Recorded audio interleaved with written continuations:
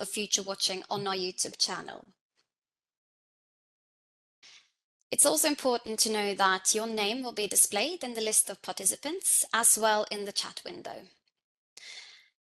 For topic-related questions for the information that we provide today, you will be able to ask those in the Q&A session. That will be later in the event. So you will probably see many QR codes pop up throughout the slideshow here today. Feel free to scan those and register at Slido and note your questions along the way. All right, next slide, please. So here you can see the QR code, and you also have the code which you can access from. This will also pop up multiple times. Next slide, please, Alpin.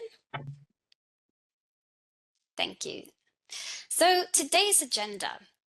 First, you will hear a bit more about us, and then we will have an external speaker coming from Enterprise Europe Network to talk to you a bit about how you can find partners for projects. And then we will go straight to the point and inform you a bit about our joint call 2025, which my colleagues and myself here today have been preparing. And then we also want to talk to you a bit about our knowledge community and our impact and exploitation networks, which are central elements to our partnership. We also have core module presentations coming in, and that is the topics which you can apply under. And they are here today to answer any questions and present. So that will be great. We have a navigating submission platform slideshow as well. And then, of course, a general Q&A session and some closing remarks. Now, next slide, please, Alfin. So let's jump straight to it. Let's talk a bit about the CETPartnership. So, as we all know, we need to achieve a climate neutrality by 2050. And to do this, it demands a more urgent and greater coordination, especially in the research and innovation landscape, which we now see is quite fragmented. So CETPartnership, in a way, is an effort to create a joint platform for collaboration across countries, sectors, and disciplines. And we want to address the most essential challenges that we see regarding the clean energy transition. Next slide, please, Alfin. So what is the CETPartnership? It's a quite fundamental question. So what we do is that we, in our essence, in our core, we are a transnational research and innovation partnership which funds projects also on a transnational level. And we support specifically projects who develop and implement clean energy solutions. We're also co-funded by the EU, and we have more than 30 countries involved in our partnerships, so we are quite broad. And we support technological breakthroughs and system integration. Next slide, please.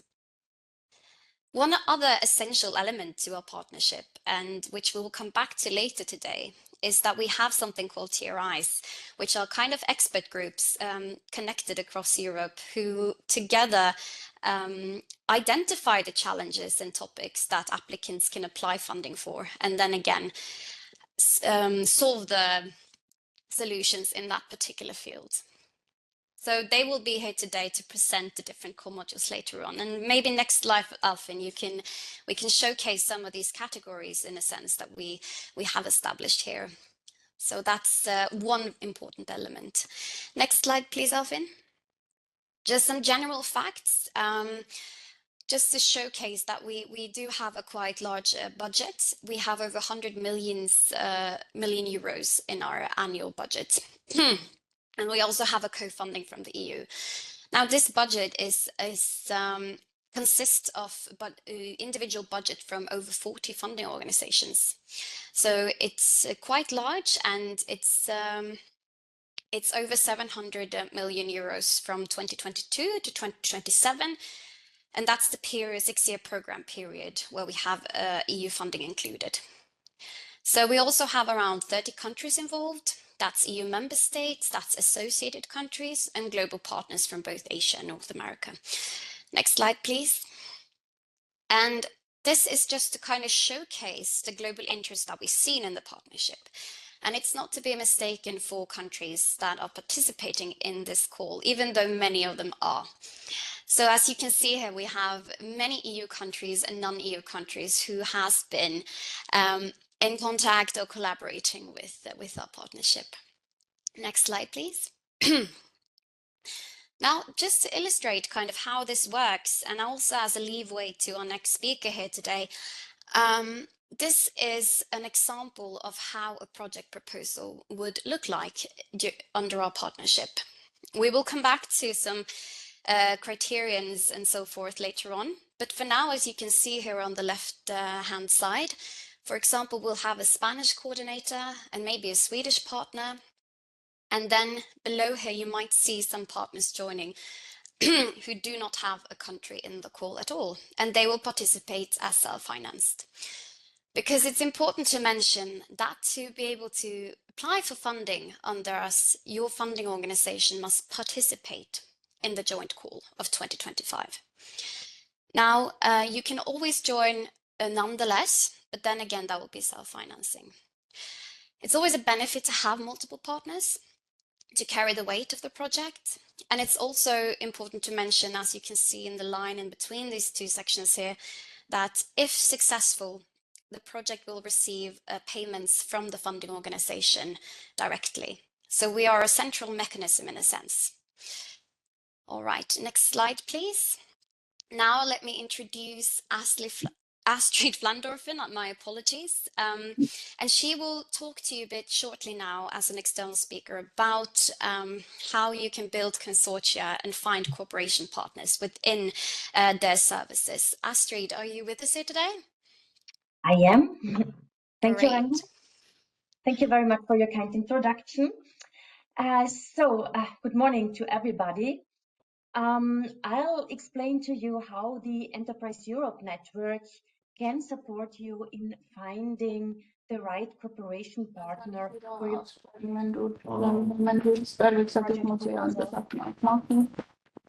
Sorry, may all audience members please mute themselves throughout the session? Apologize for that, Astrid. Please continue. I was not sure whether they were addressing me. And in fact, this partner search support is not only for project proposals, but for any type of cooperation that you would like to engage in. Next slide, please. The Enterprise Europe Network is the world's largest support network for innovative SMEs that have international ambitions. And we have a portfolio of different support services that we offer to these SMEs free of charge. Next slide, please. On the map depicted in blue, you see the countries that are part of the Enterprise Europe Network. So even though the Enterprise Europe Network has the Europe in its name, it reaches far beyond. It's almost a worldwide network with about 3,000 experts such as myself. Next slide, please.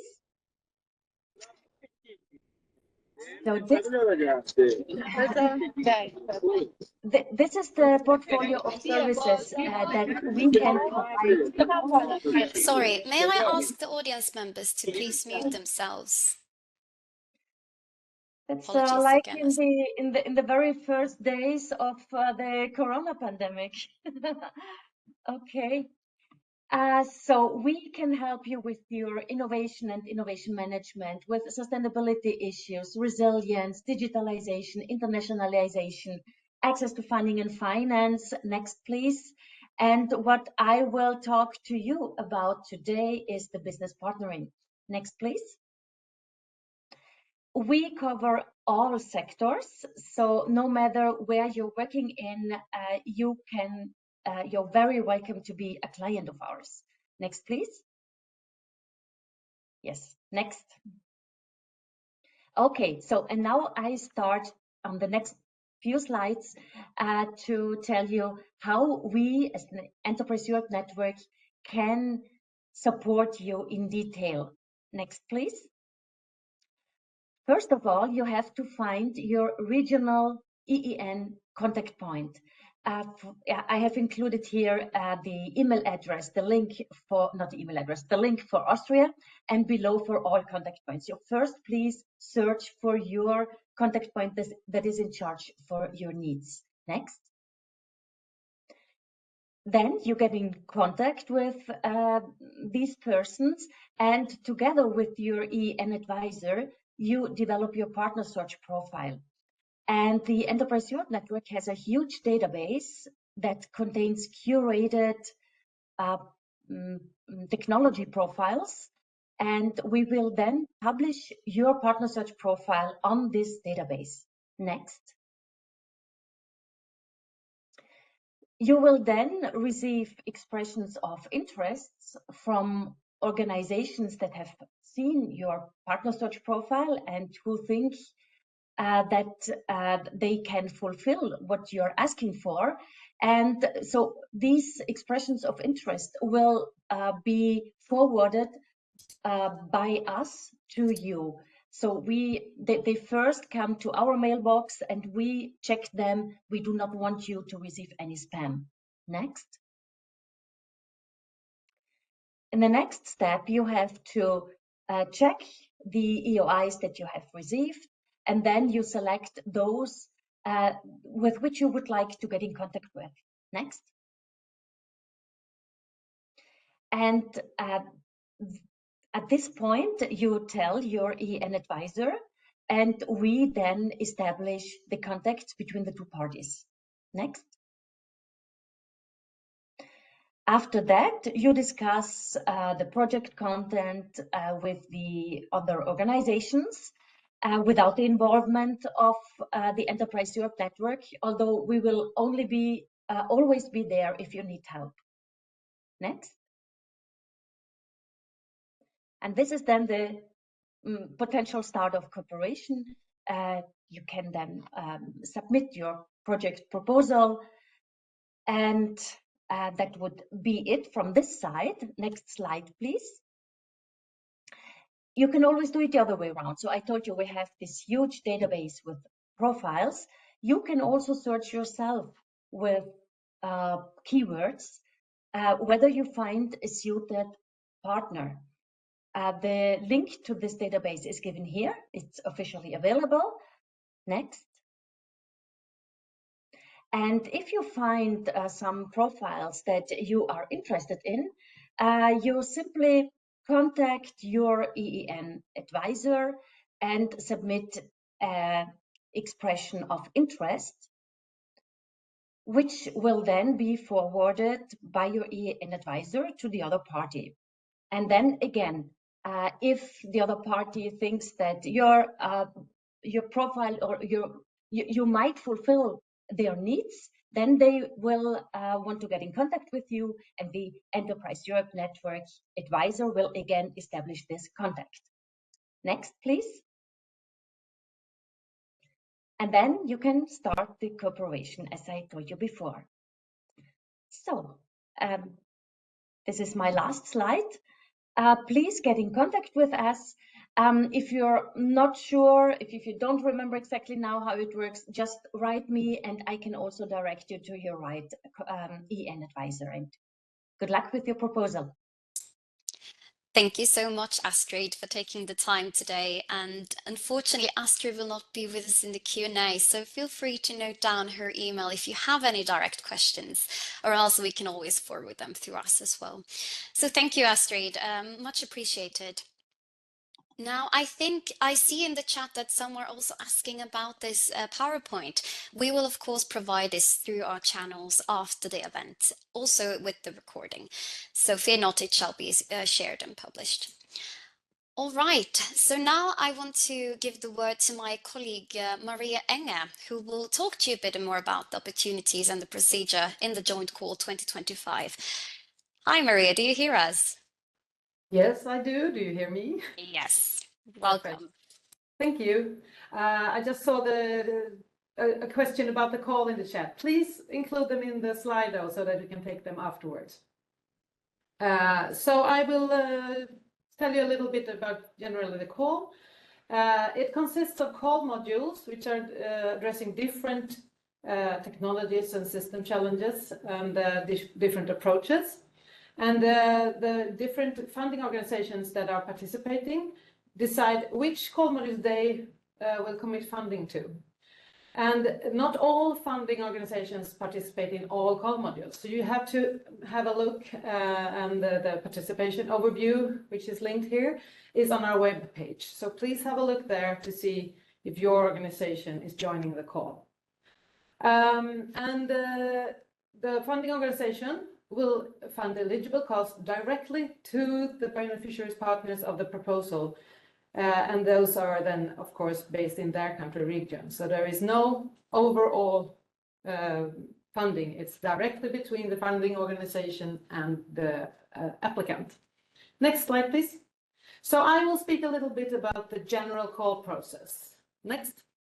It's a two-stage procedure, meaning a pre-proposal followed by invitation to submit a full proposal to some of the applicants. And there will be eligibility checks according to both transnational, call module, and national or regional requirements in both these stages. As things may change in the full proposal or may be more clear in the full proposal, making different eligibility check assumptions. So there will also be an evaluation, of course, a scientific evaluation of the proposal. That will be made according to the three main evaluation criteria: excellence, impact, and quality of implementation. And it will be done by independent evaluators in a panel. The threshold is 3 for all main evaluation criteria, and a minimum of 10 in total score. And it will be a ranking per call module. And then it will be a selection according to the available funding. So there may be proposals above threshold, but there is no funding for that. But this differs from stage to stage and from call to call. Next slide. So regarding the submission, the consortium or the coordinator is the one starting the proposal, and you must choose one call module per proposal. The coordinator is inviting the other project consortium partners through the submission platform. They will have to accept the invitation and include their information to be part of the proposal. And a PIC number and a NASA code is needed for all organizations in both stages. Next, please. So at the pre-proposal stage, it's more of a light version of the project proposal to get an idea of the proposal. It's a 10 pages per project description. There is mandatory template available on the submission platform when the call opens. And what is included more in the platform is consortium partner organizations data, which is included by each partner, and also team members information. There is also the budget request, both workload and in money. And this is done for both beneficiary partners applying for funding, but also for the self-financed partners. And there are some restrictions about the amount of the total budget, which my colleague will come to later. Next slide. The pre-proposal deadline is 9th of October this year. Sorry. Next slide. So then, if successful in the pre-proposal stage, the coordinator will receive an invitation to submit a full proposal. And that is then a larger, more descriptive proposal, which includes 30 pages of project description, but it may not substantially differ from the pre-proposal, just be more clearer described. And there are some additional sub-criteria included in the evaluation criteria compared to pre-proposal, but all this is included in the mandatory template, which is available on the website from the day of the full proposal opens. And if there is a change in the setup of the consortium, the budget, or anything like this, it must be confirmed by involved project partners and also the relevant funding partners.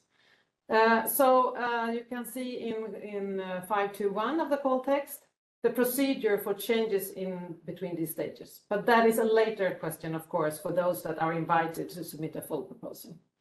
And the full proposal deadline is in March, 12th of March. So we are far ahead. So next slide, please. Then my colleague Aiko Helander will describe a little bit about the eligibility checks and the requirements. Are you there, Aiko?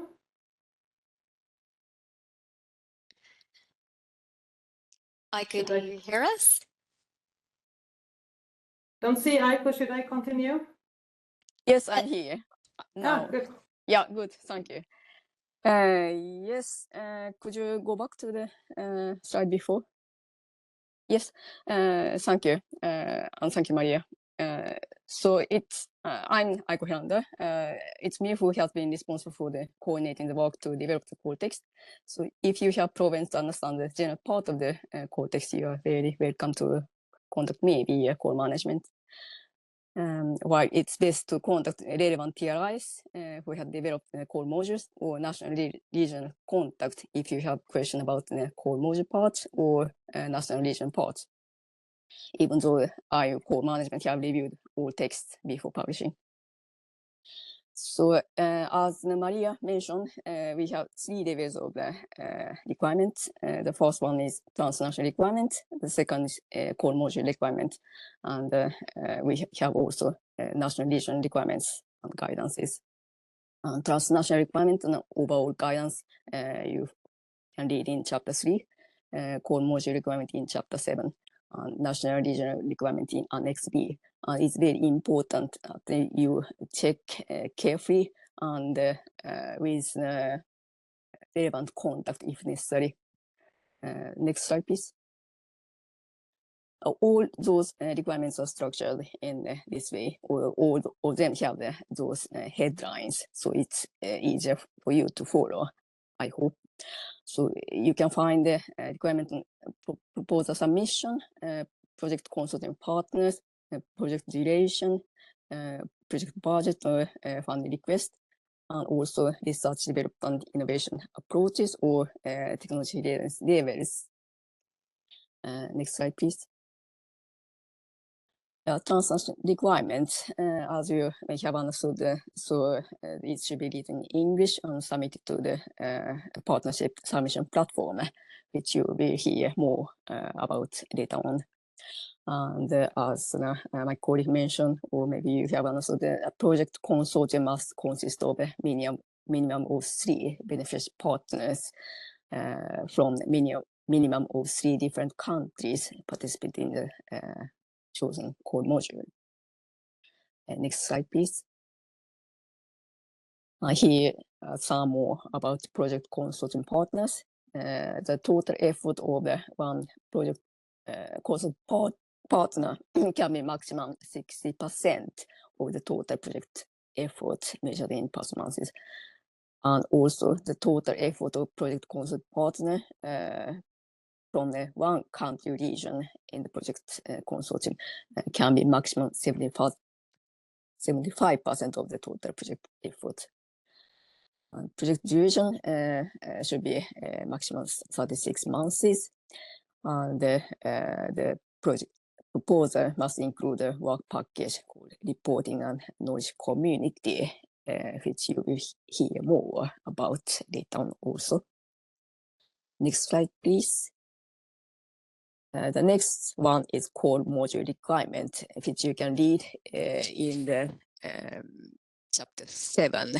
So each core module may have a requirement about project consult partners, project budget, and so on. So please check carefully with relevant contact, in this case, TRIs if necessary. Next slide, please. Yes, and the national regional requirement, which can you read in Annex B. Here it's written, it's long, special core module requirements, but in this case, we mean the national regional requirements. Also, please check carefully with relevant contact in your country region if necessary. And the planning committee process is ongoing, so some more country region may join later on. Yes, this was all from me, I think. Thank you so much, Aiko, for elaborating a bit on the different requirements type we have. So that's core module requirements, national or regional requirements, and of course transnational requirements. Now you can always read more about this in the call text, or feel free to ask some questions in the Slido later on. Now, just to bring your attention a bit to the call timeline that we're operating with, Maria did mention it, but now you have a clearer overview. So in the first stage, we see that we opened this submission on the 11th. So that's quite close from now. And we have a deadline on the 9th of October for you to submit your pre-proposal. It's very important that you also adhere to the 2 o'clock point, because we don't allow any applications after that, of course. And then the second stage, if you are invited and successful in your pre-proposal, that will first open on the 9th of January, close on the 12th of March, and then in between mid-June sometime, you will have a final answer if you were successful. And then we expect the project start a bit later on. But this is very far ahead in time, and we will communicate more when this is relevant for those who are relevant too. Now, I want to invite our colleagues from the knowledge community and impact network, which we have also with us today, because CETPartnership is more about just funding projects. So hi, Andreas, welcome. Thank you very much. Yes, my name is Andreas Gruser. I'm responsible for the knowledge community, and with me, you will see in a few moments, is my lovely colleague Tanya Suni. She's dealing with impact and exploitation related issues. So I would like to bring attention one more time to the QR code on the screen. Please scan that or follow the link in the chat if you have more questions, as it's easier for us to process that in the end in a structured way. Because if you keep spamming it in this chat, then we might, have a big backlog, and then we cannot, do that in a structured way. Thank you very much. So on the next slide, you will see our contact point. So whenever you need something from knowledge community now or in the future, you have any questions, please reach out to knowledge community at CETPartnership.eu. And with this, I would like to show you on the next slide that in the knowledge community, we as a community, CETPartnership community, we are having an integrated approach to things. What does it mean? Well, you see here 3 elements: monitoring, impact, and knowledge. What does it mean? Well, first and foremost, there is monitoring aspects and reporting aspects to it as you go with your project. Obviously, this is something we want to look into. This is something we want to talk about and learn from you, obviously. But we also have impact exploitation. My colleague Tanya will tell you more about that. And we have also knowledge sharing, generation, and associated processes put in there. And all this comes together in this knowledge community. So on the next slide, you will see some of the offerings that we have for you. So we have designed or created a digital collaborative space for CETP in its entirety, also projects that will come in the future, and they're already there. So there you can have your own groups, there you can work on specific things, you can also steer these things. We have a peer-to-peer feedback process put in place, so you can talk to other projects, but we also have centrally organized events that we give a topic, and then you can go into this co-creational process of knowledge creation. And because the topics also keep changing every year, and we also listen a little bit what people need, and we also make some surveys with our projects in the partnership, but also with you maybe in the future, we always also adjust and change every year with specific workshops and topics that we have at hand, be it organized centrally or individually by the TRIs that were mentioned before. Then obviously we want to anticipate the knowledge sharing aspect and the impact generation. This is, I think, a very fundamental thing for any community. And first and foremost, and because we have to say it, we are trying to build a community of trust and respect, because it's something we are organizing with and with you, people who are coming maybe in the future, but also those already in. So we need to make sure that it really works together. On the next slide, you will have a small peek into some of the activities that we have currently on our website. If you look a little bit into these things that I have brought you here, there's a big variety of topics, as I mentioned before, things that might be of interest of you, but maybe might not be of interest of you, but rest assured that most of these things are open to everybody. If you are at any point in time interested in it, you can join and you can explore what we are talking about. Very often these things are open to the public, so just take a look and see what fits your expectations and maybe also your foci. On the next page, we have also different things that we organize that is more collaborative or work-related. In some of these workshops, we work together on mostly virtual boards. Not most of the meetings are virtual, but some of them are also physical. But nevertheless, a lot of people come together and work in groups on specific topics. Here, for example, we had 2 working group meetings last year on social acceptance and stakeholder engagement. And we learned a lot from the projects that shared their knowledge and their needs also with us. So that was very, very insightful for the projects themselves, but also for the partnership in the program. And on the next slide, before I give to my dear colleague Tanya, what are the benefits that our knowledge community might bring to you? So we think this peer-to-peer feedback that you can receive from others is very valuable. We want to emphasize this collaborative aspect and spirit, because I think that this might just bring you further and help you with your research on many levels. And we also emphasize this interaction among projects, because I think this will ultimately also research and development be better. And to do this, obviously, we need co-creational processes, collaborative processes on different topics. And we do organize a big variety of workshops and events that should help with that. You can also, at any point in time, take, for example, a topic and create your own working group even and keep working on that and pulling other people in. So all these things are possible. And also in the call that you might then read when you propose, there's always a specific part that is allocated as resources for the knowledge community. So we want really to support your activities in the knowledge community itself. Yeah, and if you're lucky and you connect to many, then I do believe also there might be ideas and partners for you, even for future calls, because we would like to really emphasize this legacy aspect of being with CETP. And with this, I would like to give the stage to my colleague Tanya Suni. Thank you very much, Andreas. And exactly as you said, the knowledge community and impact work really try to help you with your goals. Next slide, please.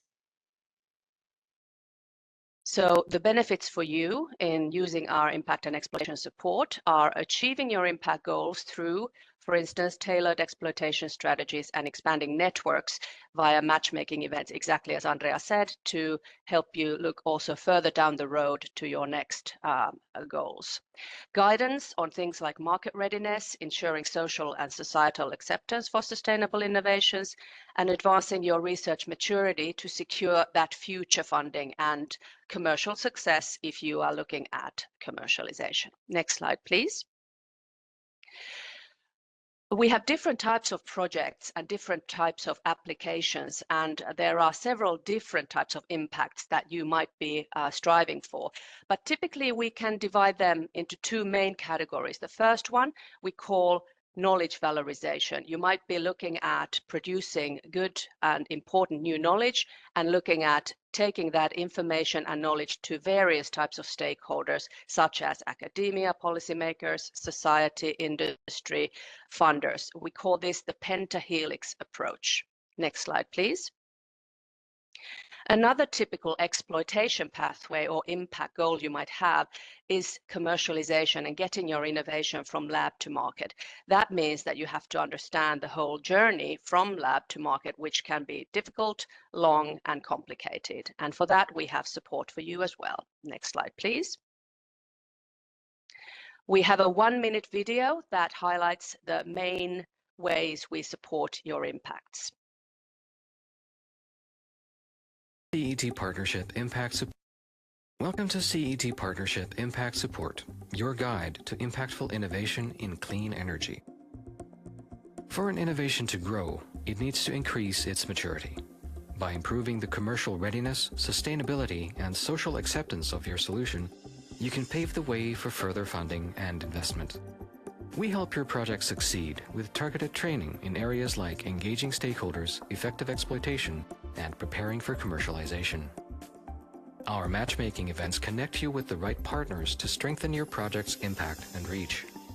The Impact Network is a comprehensive gathering of stakeholders tailored to help your innovations move from lab to market. Our Impact Library is a toolbox of essential methodologies, instructional videos, and best practices to enhance collaboration and success. Join us in driving the clean energy transition. Together, we can create lasting change and build a sustainable future. Thank you. Next slide, please. So when impact is the goal, you need to write a good exploitation plan. It should focus on not just tech, but real-world use of your knowledge. Please, can you please unmute turn off your everybody, microphones? And later Okay. on, when we open Please for mute questions, yourself. please turn on your camera when you are speaking. I believe this is And Åge we will maybe make speaking. the recording available at the I think this is Åge speaking, but he is website. muted And here on our we will participation list. Maybe some technical. Thank you so much. Continue, Thank you Tanya. so much. Yes.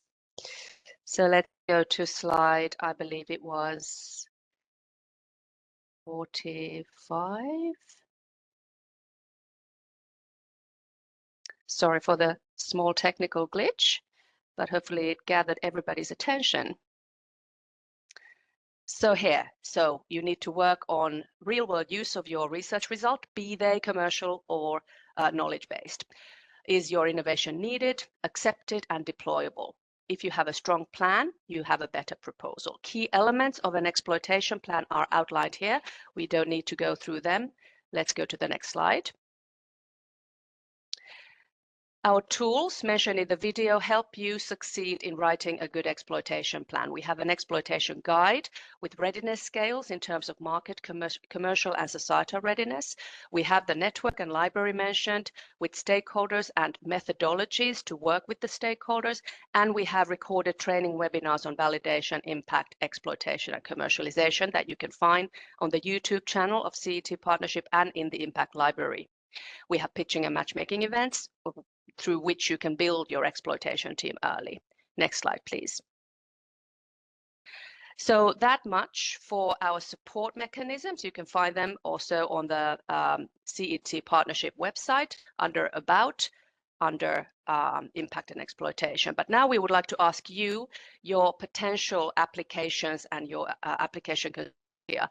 What do you think at the moment would be your project's main impact goals? For instance, advancing validation, finding partners and investment for demonstration, commercialization, influencing policy, or achieving societal acceptance? And what do you see as your biggest challenges in achieving them? We ask this to tailor our support to best help you on your way forward. So go ahead and join the Slido question there, and let's see.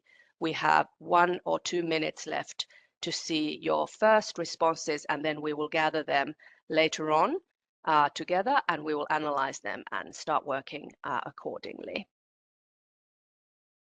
Finding partners and investment for demonstration, that is very typical, especially if you're mid to slightly higher level TRL. Advancing validation, very typical. We have a validation network that you can find in the Impact Network actually to try and find partners for validation.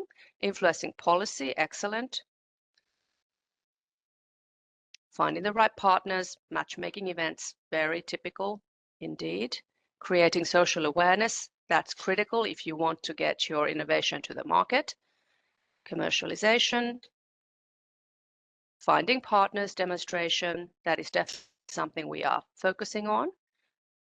Now 30 more seconds, and then we will move forward with the event. Testing, raising funding, advancing validation, environmental impacts of wind turbines, competent partners, and investment for demonstration. The demonstration phase is clearly something that many of our projects, funded projects and applicants are looking to secure. So we are going to help you with that. Regulatory and clarity and demonstration. Yes, excellent. Thank you very much. Please continue answering. We will collect all your answers. You can even come back to this later. We will now move forward. Thank you very much. Thank you so much, Tanya, for elaborating so diligently and also having a little test of temperature of what the challenges are for many projects out there, or potential projects. We now move on to, I talked in the introduction a bit about the topics that you can apply under, and that is what we call core modules. So now we move over to talk about the core modules for 2025. And next slide, please, Alfin. And here you can see that in this call we have 9 core modules. And now we will actually hear shortly from each representative of these TRI groups who have been manufacturing and drafting these topics about the different themes. So may I welcome Michele De Negres from TRI 1 and core module 1 to the stage, please. Hi, Michele.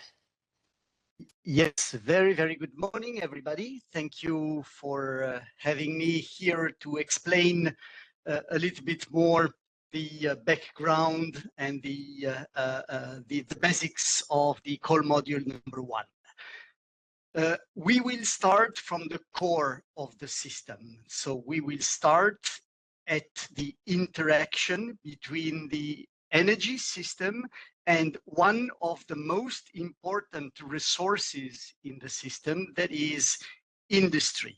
Industries can have a very strong impact in terms of needs or in terms of offer of flexibility to the integrated energy system. So next slide. We will not only look at energy, the interaction and the connections of the industry with the energy system only on the electricity part, but having a very strong attention on a multi-vector approach. So this core module, which by the way has been prepared by TRI 1 and TRI 6, and you will hear more about that, looks at the potential interaction and synergies among the energy systems and the industries, as I was saying, looking at a multi-vector approach. So not only electricity, but also gas, heat, fuels, and so on, in search of flexibility potential.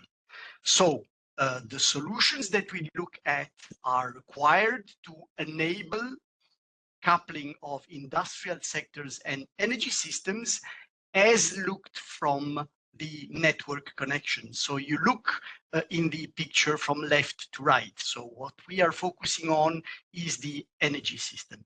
For example, we can look for flexibility from the industry for the power system balancing. We can look at the interactions in terms of energy storage, in terms of heat, in terms of gas, in terms of water, for example, looking at electrolysis with fresh or treated water from the industrial side. So what are we looking for? Next slide. So what is requested in your proposal? We want you to develop flexibility resources are available from the industry and the evaluation of the flexibility needs from the industrial from the industry as looked from the energy system viewpoint, leveraging the interaction of industrial system with, of course, renewable-based clean energy system, looking at a multi-vector approach. So we are expecting modeling, planning, optimizing tools, looking at multi-vector interaction between industrial sector and the energy system, including not only technological aspects, but also as much as possible economical aspects and environmental aspects. Of course, if you also have the possibility to include the societal implication of your solution or of your tool, this is of course most welcome. Next slide.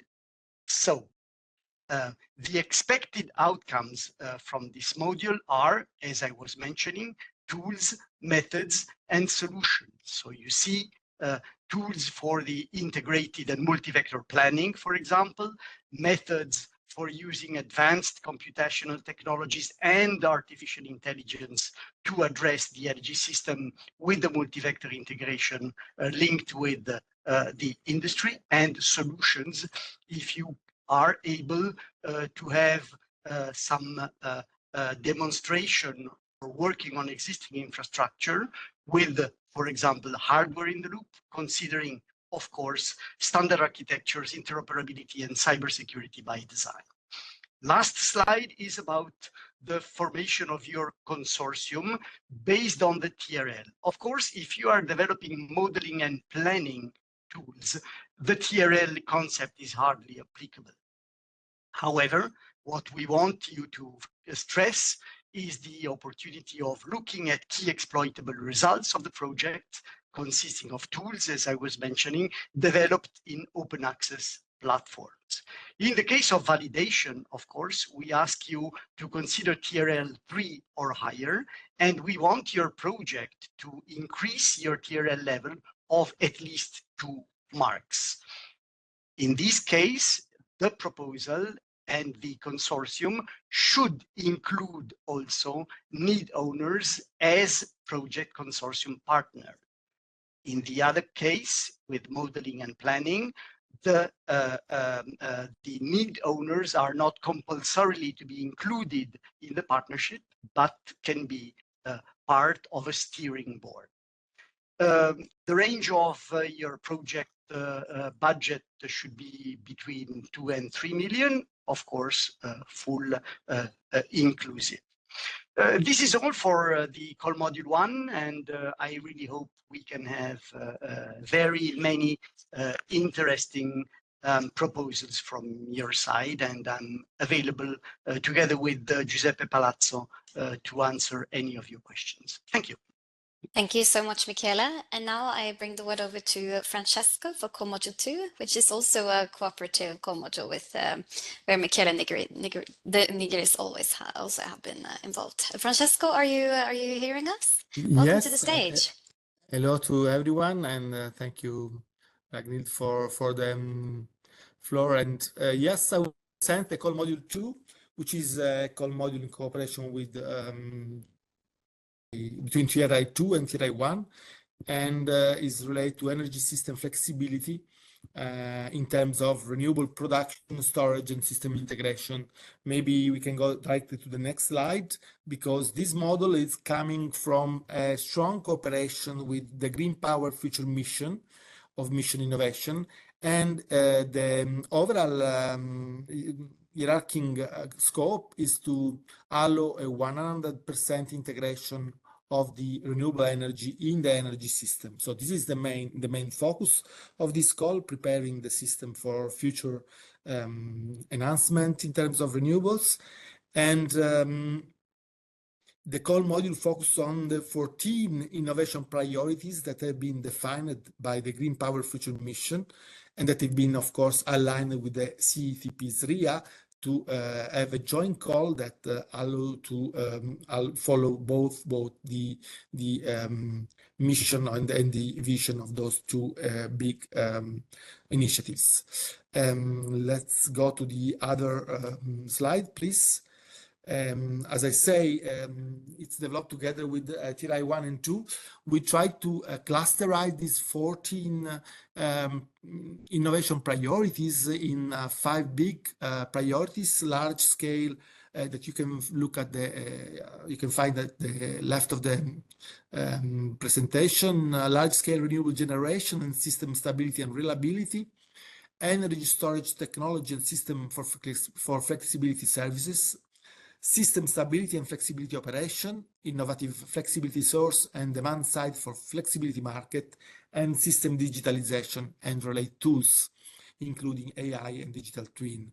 These are also, of course, part of the three main pillars of the mission innovation related to green power future mission that is led by Italy and co-led by China and England. And if you go to the next slide, you can read the 14 innovation priorities in details, but of course we have no time for going there. Actually, we look for projects that have impact on the preservation of the power system stability and reliability, also in presence of large-scale renewable generation, and in principle to have also with 100% of renewable generation. Provision of flexibility service through energy storage technology, so a storage system integrate with the grid and with the flexibility service that can be provided, and enhancing system stability and efficiency also through digitalization and AI application, and development of flexibility market through demand-side application and use of innovative flexibility. We target TRL 3 as a starting, or higher as a starting project level, and we ask for an increase of at least 1-2 TRL numbers, TRL level from project start. We expect projects from 1 to 2 million, even if it's not limited to this dimension, and you can actually design your project to better answer to this kind of objectives and goals. And if I can maybe add another point, we also look for having an integration, but maybe we can an integration with the existing activity, and especially with the research infrastructure and technology research infrastructure, just to decrease the time to market of these technology solution and digital solution, which, as you know, are required from soon, even in Europe, to meet the target that the Commission is giving by 2040. Next slide. I finish with this call module. I think it's clear that we look for nice integrated projects, so, and international cooperation is very welcome. In terms of call module 3, the call module is related to advanced renewable energy technology for power production. And this is completely inside the TRI2 enhanced zero emission power technology solution, which is therefore related to the power production.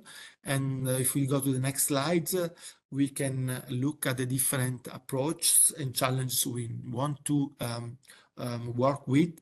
The first one is advancing technology and improving performance, so improving the efficiency and the performance of renewable energy technology through innovative component, material and technologies. Next generation renewable energy system and solution, innovative approach to increase efficiency, sustainability and circularity, also reducing the environmental impact of large installation. And we also look for project improving operational and maintenance efficiency, and this is so acting on existing or new plants. And the main technology we are addressing in this call module are concentrated solar power, offshore renewable technology, geothermal. This is a novelty for this TRI. It's geothermal production is inside this TRI 2 and call module 3. Ocean energy, solar PV, wind. We also look for projects related to the integration and hybridization. So integration among those different renewable energy solutions, and integration with storage technology or with production of power along with other energy carriers. We know that in many cases, high efficiency and good synergy can be produced either by horizontal integration with other energy, renewable energy solution, or by vertical integration with storage or with other products that can increase the overall efficiency of transformation of natural resources. So projects related to this are very welcome, and this is very open to different approach and creativity. Finally, we also look at digitalization and digital twin, design and develop a digital twin for renewable energy technologies, so relate to the technology itself to improve efficiency and reduce operational costs, but also to, of course, improve management and LCOE at full. Maybe we can go very shortly to look at the different technology we are looking for. So concentrated solar power and solar thermal energy have different, you can read different approaches that are welcome in our project, but this is not really limiting your possibilities. It's just suggestions and a list of interesting evolution that the technology can be made, also well listed together with the EVGs and the of the set plan. So you can have line focused technology, central receiver, next generation of thermal energy storage, digitalization, coating, and integration. Next one, I will not read all those relate to, okay, solar photovoltaics. We look for performance enhancement, sustainability and circularity, installation and operation, energy yield, and digitalization and innovative application, especially advanced agrivoltaic and floating PV. Next one. We also I'm sorry, we're running a bit out of time, so maybe another we minute go and then very short. yeah, The thank you. cross-cutting offshore renewable technologies, ocean, marine, and floating wind and PV are welcome in different locations, and also looking at mooring and anchoring. Next one, and it's probably geothermal energy. As I said, it's a new one, and we look for a resource assessment, sustainable and efficient production technology, a new tool and approach for the industrialization and standardization of geothermal projects related to power application. And finally, I think we have the one related to hybridization and integration that I have already mentioned, and the one related to storage. So that's the whole list. And if I can conclude, we have two different core modules, A and B. One related to research-oriented action, so TRL 3 to 5, starting at 3 at minimum and ending at 4 at minimum. And innovation-oriented action, starting at 5 at least and ending at 6 or higher. The project, of course, need to be dimensioned and size depending on the type of the project size and orientation. So research is usually between 1 and 2.5, while innovation action are bigger projects, so between 2.5 and 5 million. And in the case of EOA, so innovation-oriented action, we look for at least one industrial partner or for-profit company to be more close to the market. Thank you. I think I finished my time. Thank you so much, Francesco. Now I'll give the word over to Åge Stangeland from the Research Council of Norway, who has prepared the call module 4. Welcome, Åge. Thank you, Ragnhild. Thank you very much. I do not have too many slides, so I do not have to speak too fast. Let's go to the first one. This call module number 4 is asking for application within carbon capture, utilization, and storage, very often referred to as CCUS. And we have funding available for research and innovation projects that are focusing on accelerating the CCUS technology development. We would like to see applications where your projects can make significant CO2 emission reductions by deployment of CCUS in the 2030s. So we are looking for the research and the innovation that are needed to make sure we can build full-scale CCUS by mid-30s. Projects must end at TRL 5 or higher, that's technology readiness level 5. So that means that we are not looking for basic research. We are looking for development or piloting activities. And please also note that we will open up for projects where you have some activities at lower TRL if the project overall ends at TRL 5 or higher. Please also note that you need to have industrial partners involved in your project. That is one of the eligibility criteria in this core module. The funding request may be in the range of 1 to 3 million euros, but it's not limited to this range. And in addition, we hope that projects will also contribute with self-financing. We can move on to the next one and go a little bit into the details on targeted topics. The call module is quite broad when it comes to topics within CCUS. But here are some of the highlights that we are interested in. First of all, CO2 capture from the energy sector and energy-intensive or heavy industry sectors. We would like to see projects that can advance lower-cost CO2 capture technologies. Furthermore, we are also looking for CO2 transport and storage infrastructure projects. And we also hope to see applications that will be developing commercial CO2 storage sites, or the research and innovation that is needed to later on do commercial CO2 storage. Then we are also opening up for projects that can enable CO2 utilization technologies, often referred to as CCU. We also hope to see applications on improvement of the cost efficiency and energy efficiency along the whole CCUS value chain, from capture to transport, utilization, and storage. Furthermore, we are also interested in CDR, that is short for CO2 direct removal. That could be technologies like direct air capture, capturing CO2 from air, or biomass combined with CCS, often referred to as BECCS. We are also highlighting the cross-cutting dimensions. So please make sure that your applications are not only pure technology research, but please also address some of the cross-cutting dimensions. That could be regulations, market design, circularity, digitalization, environmental sustainability, and social awareness. The core module has a lot of details. I will not go through all of them here. I will instead just encourage you to read the core module carefully. And Ragnhild, back to you. That was all from my side. All right.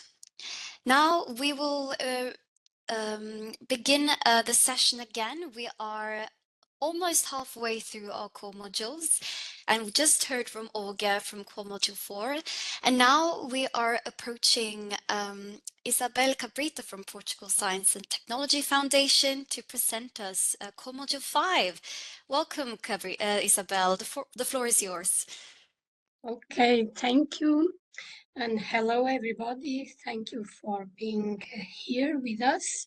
So I'll present the core module that focus on hydrogen and renewable fuels. Next slide, please.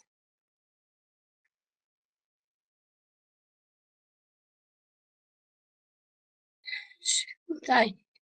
No, it's all right. I think it's maybe lagging a bit. I think support team will have it working in just a second.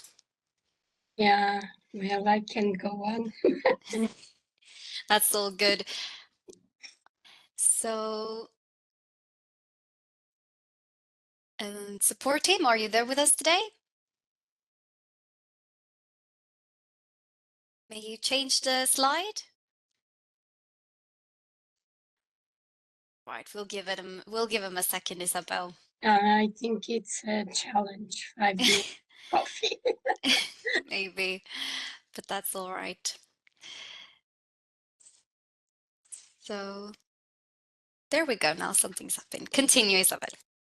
Okay, I would like to say that this core module focus on the whole value chain of hydrogen and renewable fuels, and projects are expected to accelerate the implementation of technologies that can substitute fossil fuels fully and support the policy package EU Fit for 55. I should emphasize that the proposals should be technologically focused, not a systems approach. So it's based on the technology, and as an overall goal, the projects must end at TRL of 5 or higher. However, activities might be included with a lower TRL in work packages to be able to produce some technological solution, but the overall solution has to be at TRL 5. Also, the proposals must include industrial involvement. Preferentially, they should be part of the consortium, but they could also be member of the steering committee. The request for funding is usually around 1 to 3 million euros, but that could be, I mean, it's not really limited. And we expect also to have some self-finance. And I would also like to stress that applications should meet the national eligibility criteria, as some failed because of that component. Anyway, I already spoke about that. Next slide, please. In terms of topics, so we are expecting the projects to be quite innovative or even disruptive, to increase the technological cost-effective and cleaner solutions so that we have alternative fuels to substitute the fossil fuels. And when I say substitute fully the fossil fuels. We include the whole value chain from production to end-use processes. So the breakdown of the topics, we have new and improved renewable fuels, and these include hydrogen. But in the case of hydrogen, natural hydrogen production is also included. We have the reliable and low-cost production technologies for new and advanced fuels. Fuel storage, and here in the case of hydrogen, we also include solid and liquid carriers. Infrastructures, also for adapting and having new infrastructures for new fuels distribution, and end-use technologies, which are quite relevant and discover all sectors, residential, industrial, and mobility sectors. And this also includes maritime, aviation, and also heavy machinery. And it is very important, and in the proposal, the disruptive nature of the degree of innovation of the project and the technology is well enhanced for the technological concept. Sorry to interrupt you, Isabel, but next we have a schedule, so maybe it's time to conclude a bit. I see you have one more slide. Is that all right? Thank you. Apologies for this That's the disruption. last one. Next slide, please.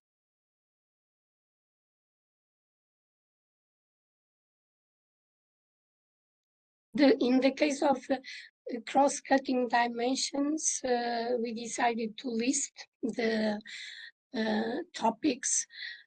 At least one of these cross-cutting dimensions should be included, but projects that focus only on cross-cutting dimensions, they are not eligible for funding. So I invite you to read the joint call text, and you can find there more details about this call. And thank you very much for your attention. Thank you so much for your contributions, Isabel.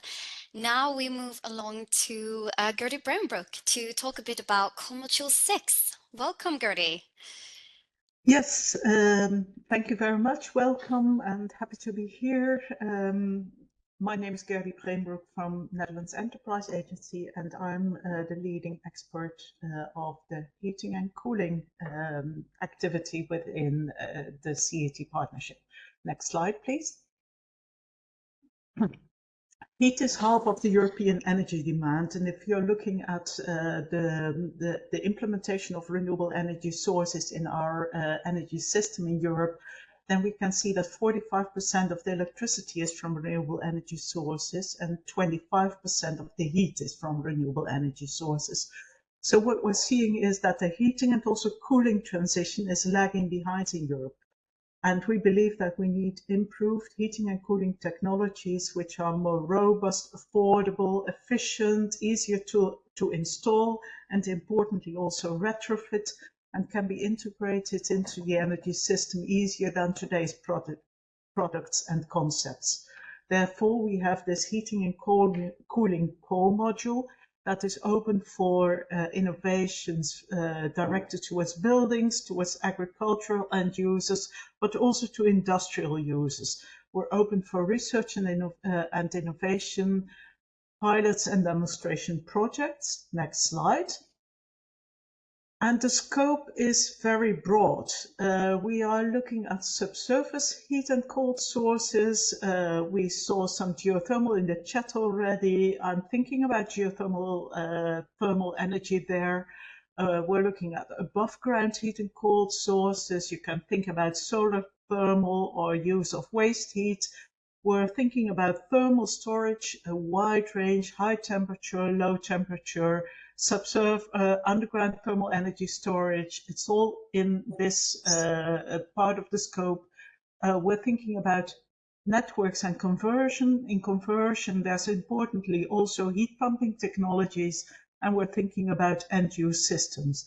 And to ensure that these innovations that you will be working on are also directed towards the market and have the market relevance, we work on technologies and concept, but we also bring it to your attention some additional aspects that you can take along in your project where relevant, such as stakeholder adoption and engagement, resource efficiency, digitalization, and things like that.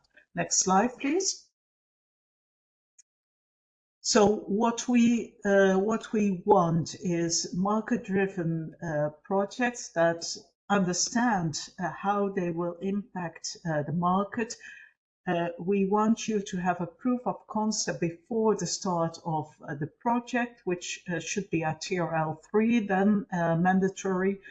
You need at least one company as a project consortium partner in any of the funded consortia. And importantly, and that has been said before, your work should also agree with the rules of your relevant funding organizations. So check them out. They're all on the CETPartnership website. If you're interested in the heating and cooling topic, please join our webinar. It's now planned on the 18th of June, but watch out for the announcement on the CETPartnership event lists because there's a bit of to and fro according, on the date of this webinar. And if you have any questions, you can reach us by email on tri4@cetpartnership.eu or contact your relevant funding organization if it's about which type of course are fundable from your national organization and what kind of topics are fundable. And with that, I must say that I'm looking forward to what you come up with, and I wish you success with preparing your proposal. Thanks. Thank you so much, Gertie, and thank you for also mentioning the events. That is a shout out to our platform where you can find more of those. So let's bring Tina Ringensson from the Swedish Energy Agency onto the stage to talk a bit about Core Module 7. Welcome, Tina.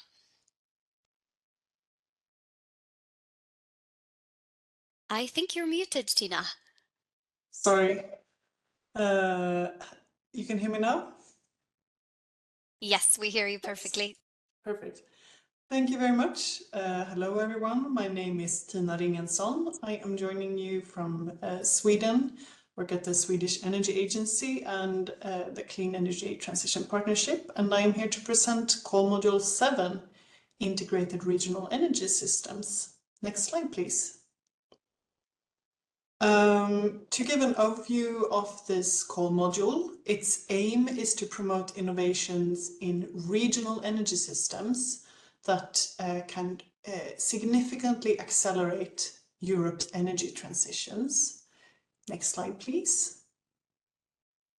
And the focus is on enhancing the functionality of the regional energy systems by improving the interactions between different components of these energy systems, regional energy exchanges and different actors, including residents, businesses, the public sector and the transportation system.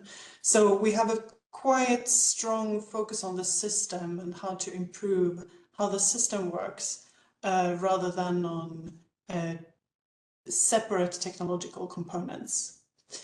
Next slide, please. The focus, the projects that we are looking for are projects that take on challenges on the regional energy level, the regional level for the energy transition. We have named a couple of such challenges in the call module, and I have a few examples here as well, but it's not a limited list, it's rather suggestions of what this might be. For example, to increase the resilience in the regional energy systems or increase the seasonal shift of renewable energy in a region that you're targeting. A very good way to ensure that you are actually taking on such challenges is to look for existing plans and roadmaps for regions that you are looking to work with. And we are especially welcoming projects in regions and sectors that have a high potential for improvement. Next slide, please. Yes, as mentioned, a strong requirement for the project is that proposals must take on an integrated approach to the challenge that you are choosing.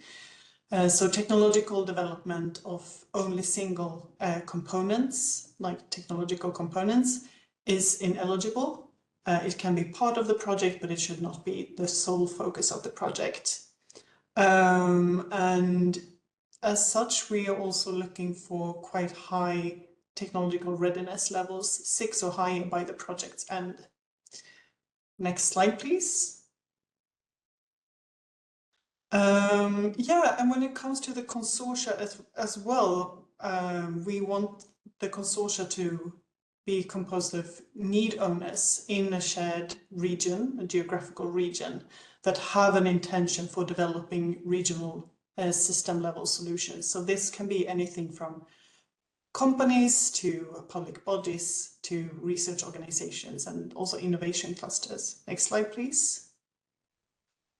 And yes, if you are interested, we do have an information webinar on June 17th. So you are very welcome to join, and you can find the information on the CETPartnership website. Yes, thank you. I think that's it for me. Great. Thank you so much, Tina. And also from the Swedish Energy Agency, we have our next speaker, which is Åsa Bergerus-Rensvik, and she's going to talk to us a bit about Core Module 8. Welcome, Åsa. The floor is yours. I think you are muted, Åsa. Sorry about that. All good. Thank you, Ragnhild. I will introduce you to TRI 6 and Core Module 8, Integrated Industrial Energy Systems. And the aim is to develop and demonstrate a set of technical solutions for integrated industrial energy systems to enable efficient carbon neutral industrial production sites. And the special emphasis is in the core module is placed on solutions for system and process level integrations for efficient industrial power, heating and cooling. And of course, the aim is to support projects so they can lead to faster market uptake or upscaling. Next slide, please.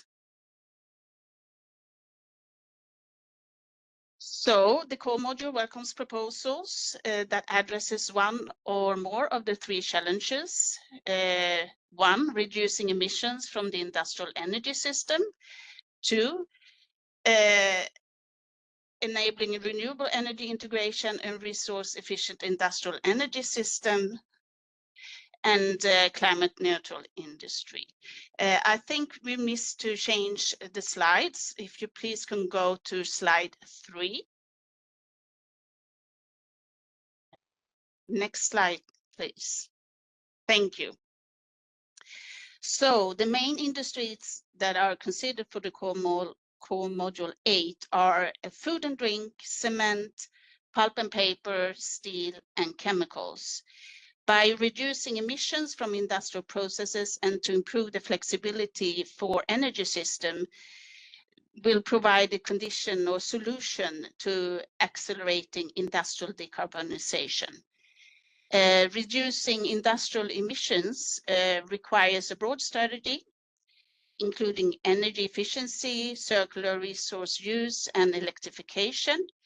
Green hydrogen serves both as a clean energy source and as a raw material. Carbon capture and utilization, including bio-CCU, helps convert CO2 into useful products and can even achieve negative emissions. Addressing non-greenhouse gas emission is also key to a sustainable industry. Flexibility for energy systems by enabling the use of renewable electricity in industry through heat and process storage and integration power and heat networks via sector coupling and industrial symbiosis. Next slide, please. So the requirements. A project consortium must have industrial involvement by at least one industrial project consortium partner. And the projects, we do expect them to increase the technological readiness level throughout the duration of the project, so that they move closer to the commercial readiness. And we expect the project to end at TRL 6 or higher. And of course, activities at lower TRL may be included if they contribute to the higher TRL goal of the overall project. And I will also highlight that applications must fill all national requirements. And the next slide, please, which is also my last slide. I just, like the previous speakers, I want to have an advertisement about our upcoming events. And we will have a core lunch webinar 13th of June together with TRI 3. And then we will have a matchmaking event 18th of June. And you will find this at this our website at CETPartnership. Thank you. Thank you so much, Åsa, for your efficient presentation. Now we welcome our next speaker, which is actually the last for today, but certainly not the least, and that is Thomas Beal from NetNovak Energy, and he will introduce Core Module 9. Welcome, Thomas. Thank you, Ragnhild, for the nice introduction, and welcome everybody also from my side. Out of Switzerland, I will shortly present to you the Core Module 9, which deals with the clean energy integration in the built environment. The next slide, please. So as you can see over here, we are really in the middle of what was presented so far. On one side, we have the development of single technologies like in TRI2. Thomas, sorry, may you adjust your sound a tiny bit? I think it's the microphone that sometimes moves a bit. Okay, was it better that way? This is better, Sorry. Thank you. Sorry. So as you can see, we are in the middle of what was already presented so far. So on one side, we have the individual technology development, which from our point of view takes place in TRI2 and 4. Then we, with the Core Module 9 or TRI7, step in when it's going to be integrated in the built environment. And then on the right-hand side of us, TRI5 deals with aerial concepts, how Tina already described it. The next slide, please. So what are we aiming for within that core module? It's, as you can see, it's mentioned in a few points over here. So most important is an integration, the integration aspect of everything. So we want to see already developed technology being integrated into the built environment, which means new buildings to be built and also into the existing built environment. Then it's important to enhance energy flexibility and to foster the digitalization from the whole process of planning buildings through the construction phase, maintaining phase, and finally also decommissioning and disposal phase. And we also want to push the development of new concepts and technologies to renovate and refurbish the existing built environment. The next slide, please. So we've summed that up in the 3 challenges, as you can see them over here. So within the first challenge, we want to clearly integrate different kind of technologies into the building. The challenge 2 deals with the whole digitalization of the life cycle of a building. And the challenge 3, we are aiming for concepts for the renovation of the existing built environment.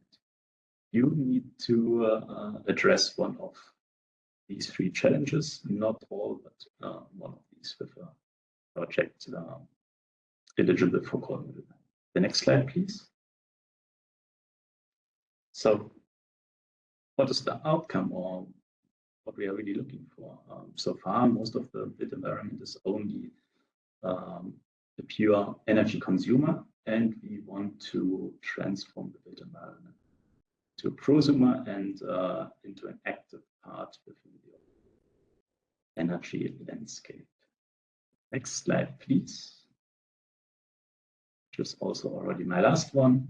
The requirements which we have are not that big. So as we're looking for an integration aspect, we are out of the lab already. So the project TL to start with should be 3 or higher, and we are looking for projects which end at TL 5 or higher. Otherwise, we don't have any specific requirements, and we are looking for consortia out of the energy, building, and the construction community. That's already it from my side, and thank you. Thank you so much, Thomas. And that concludes the core module presentations for the joint call 2025. But we are not done yet, because one of the most important tools that we need when applying is, of course, the submission tool and the submission platform. And with us today, we have Raquel Nonchera, who's been so kind to have a little instruction on how we do just that. So welcome, Raquel. Yes, thanks a lot. Thanks a lot, Ragnhild. Good morning, everybody. I will try to share my screen. Please hold on just a minute. Okay, now I should be able to see my PowerPoint presentation. Please confirm that, Ragnhild. Is it on the screen? It is correct? In presentation mode. Yes. Okay, wonderful. I love when technology does help you. I will try to drive you through the submission system, which is an IT platform we conceived to receive your applications. There is nothing new with respect to the previous years for those who already participated in our joint call, but I will try to provide you with an overview. The entry page, first of all, you had to access our submission platform. You can do that from the CETPartnership website. You will find the link, otherwise you will have a direct link, which is a CETP minus submission it or something like that. I will provide you with the exact link. So in the entry page, you will find the basic information about the call, with a general presentation and the relevant call module. So you have it handy in case you need to go back to the call text, to the call module, or to the funding partners requirements. But to start your application, you had to log in to the submission platform. You see that highlighted. It is an orange button on the top left of the form. If you are a new register, you need to create an account on the platform. If you are already registered as a user of the submission platform, you just have to sign in clicking on the button. To create an account, please click on the register link and fill in the form with the information required. You will receive an email with a validation link, which expires in 15 minutes. So please when you create your account, have your email available.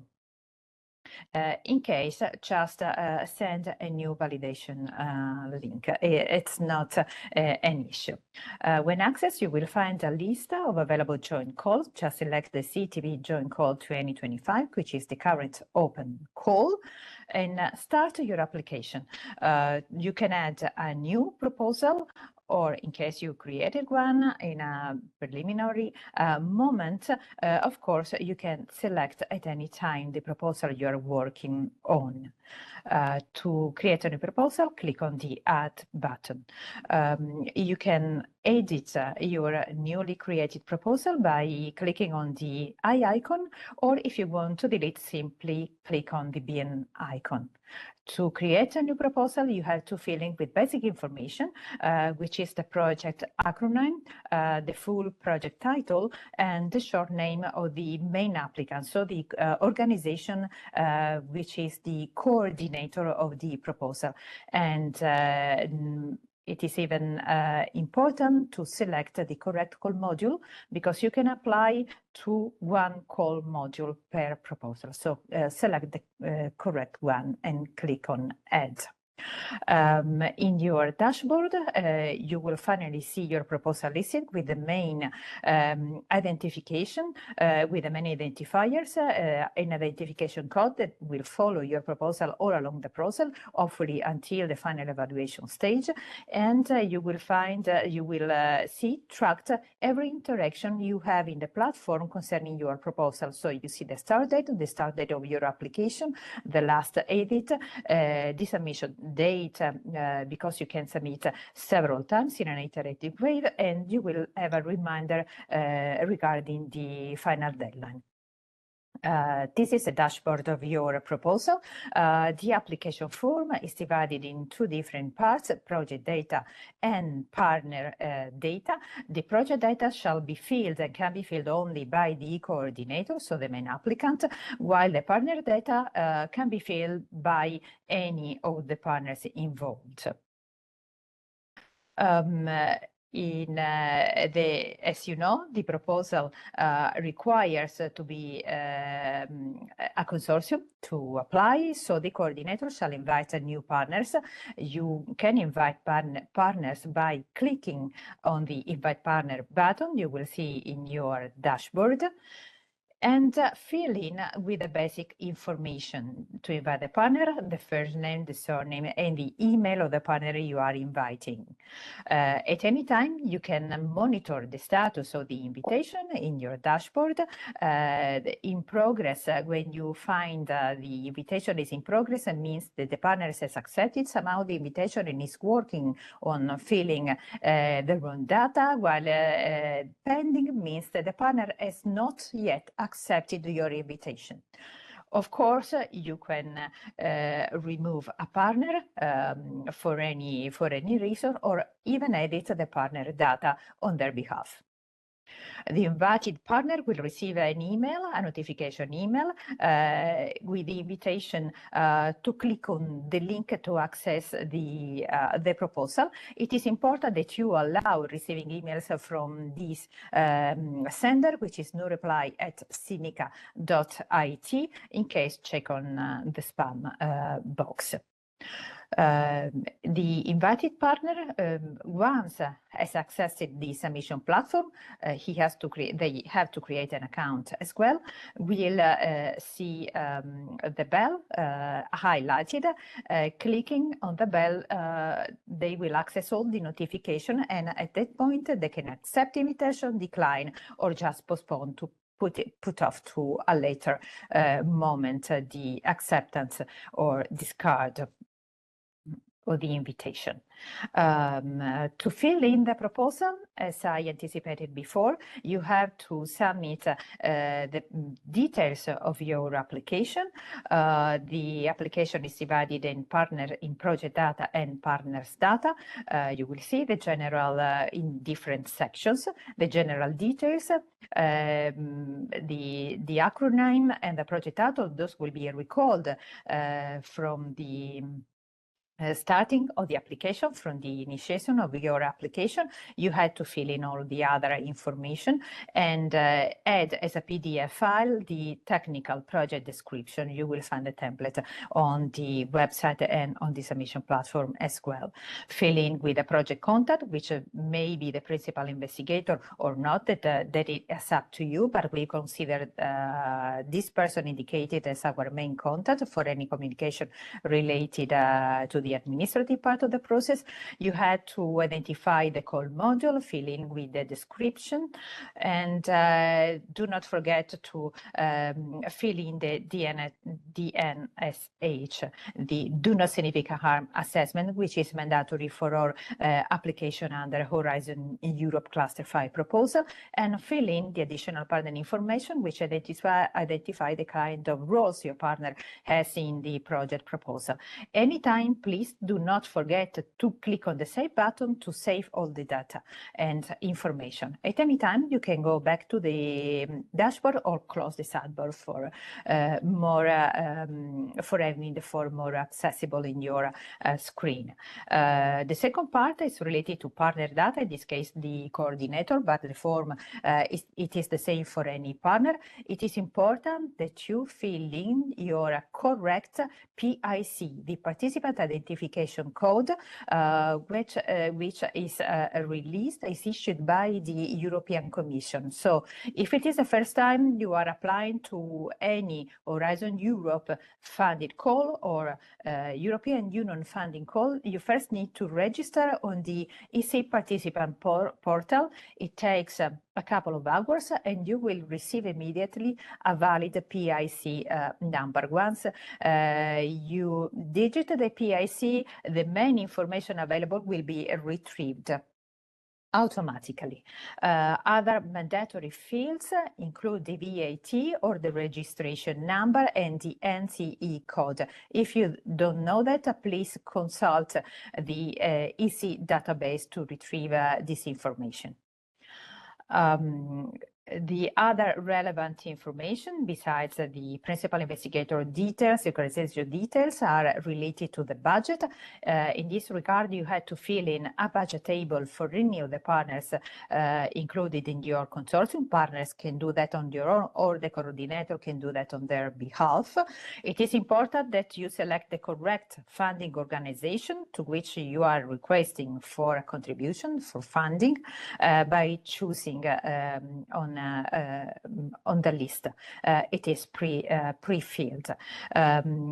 Part of the own funding in the budget table will be automatically calculated once you fill in with the total cost and the requested funding.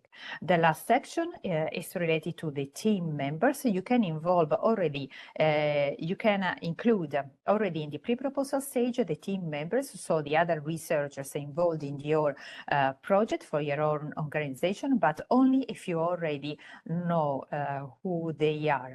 You had to fill in all the fields because this is mandatory information. It is requested by the European Commission, and save the information or delete. If you want to, if you don't want to include that team member any longer, you can add as many lines as you need. But of course, you can, if you don't know the team members, so the other researchers of your group at this stage, please click on the to be determined button and don't fill in any of the other fields. At any time, you can do some checks on the status of your application. In particular, you can check the completeness of the form by clicking on identifying missing fields. The missing information will be highlighted, so you can go back and please complete the missing information. But you can also check if the main conditions are respected. We introduce some automatic checks, so to prevent any error regarding your application. For example, the composition of your consortium is automatically checked regarding the transactional eligibility criteria and other conditions. So you will receive a warning or a feedback in this regard, and you can fix you can fix the situation. So in this case, I associated a wrong TRI to the call module I checked, or my consortium didn't have the necessary 3 partners. Once you have filled in all the forms, you can get a preview of your application. So you can check also on a PDF what you have filled in, and when you're ready, you can submit. If everything is okay, the button is clickable, so it will turn in a bright color and you can submit. You can submit at any time in an iterative way until the deadline of the application. Please note that the proposal remains in a draft test status until you click on submit. Draft status means that the proposal is not available, not to the call secretariat, not even to the evaluators. So if we haven't received that, if you submit and you revise on a second time and don't submit again, in case we will consider the last submission available for our evaluation process. But you can do that at any time until the deadline. The system sends a confirmation email anytime you submit your proposal. So this is almost all from my side, but everything can happen. You can have some IT issues with the platform. Okay, no panic at all. Please click on the IT support button and send a ticket, a request to the IT support team that will answer you as soon as possible, usually within a few hours at the latest. So I thank you for your attention, and please, last recommendation, but the most important one, don't wait until the last minute to submit, because in case of several submissions, and we are talking of hundreds of submissions at the same time, there could be some congestions on the server preventing you to finalize your submission. Thanks a lot, and I'm done with that. Thank you so much, Raquel, and thank you for the wise words at the end. It's good to submit in due time. Now we are preparing for our Q&A session, which is next up. So what will happen now is that all your questions that has been written in Slido will be shared on the screen, and me as a moderator will read them aloud. And then with the help of my colleagues here and different speakers, I will address each question. Now, so if you just register through the link here, through the code you see, we can begin the Q&A. All right, so if Alfin just highlights the top one in green maybe when we go through them, so we all can see which one we're at. So is this the top? Let's see. Yes, yeah, up top is the most popular one. Okay, so that's how it's ranked. That's incredible. Okay, so what is the % success of applications? Now, maybe I will ask my colleague Maria to maybe fill in on here, because I don't have a particular number in my mind.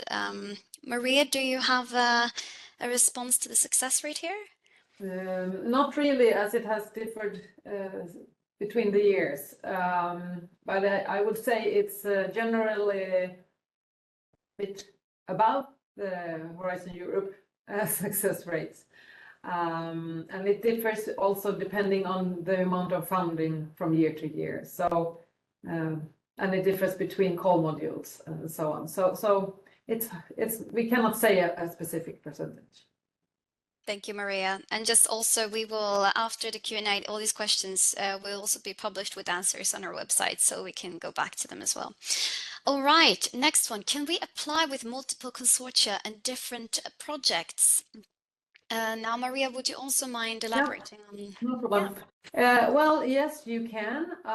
However, remember that the funding organizations may not be interested in only funding the same partners in several. So it may be a lower chance to get selected if there are several with the same scores and so on. So please contact your funding organization to see what they have. There may be rules that this is not possible also. So there is no stop for this in the system, but please be aware that it may not be the best, because it can also be an implementation issue, that do you really have the work capacity to do the implementation of several projects at the same time and so on.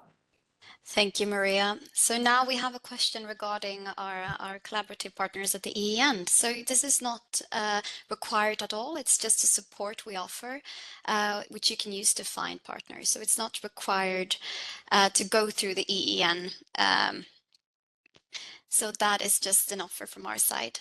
And now next question, will there be matchmaking events if we cannot find enough partners in the same area? So regarding the matchmaking events, we don't have one live right now, but we have events lined up at our event and matchmaking platform, which offer matchmaking sessions.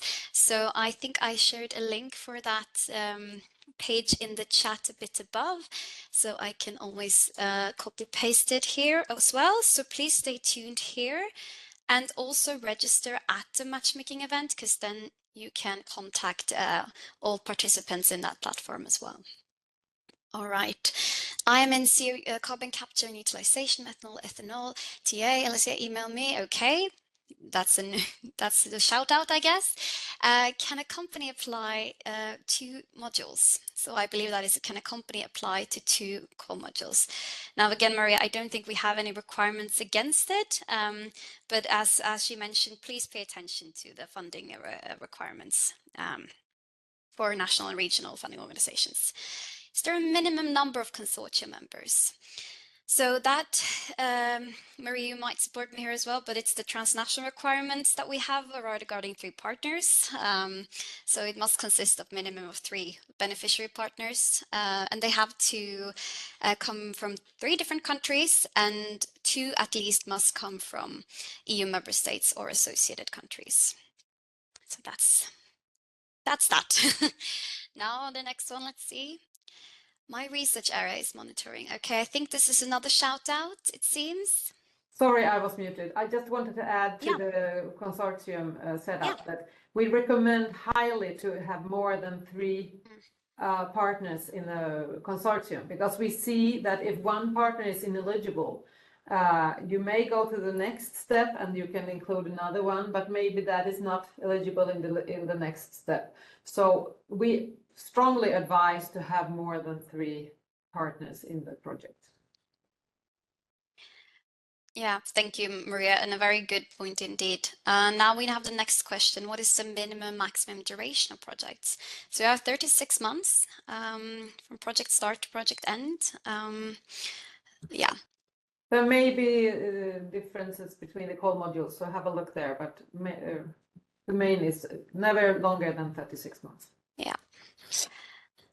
What is the % of expenses funded by the program?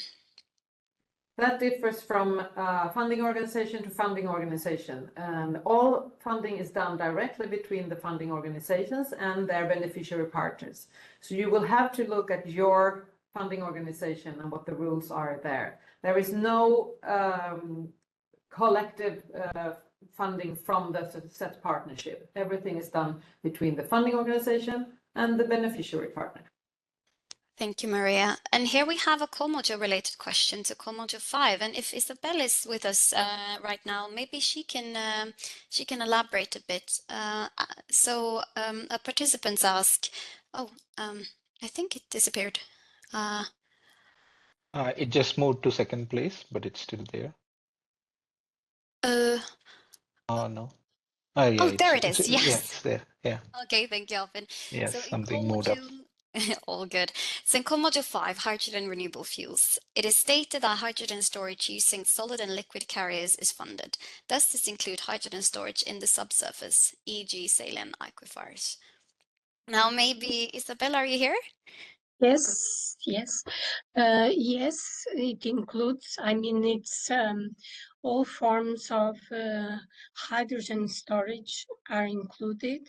Actually, it was added, solid and liquid carriers, because was not included in previous, at the beginning, let's put this way, in previous call.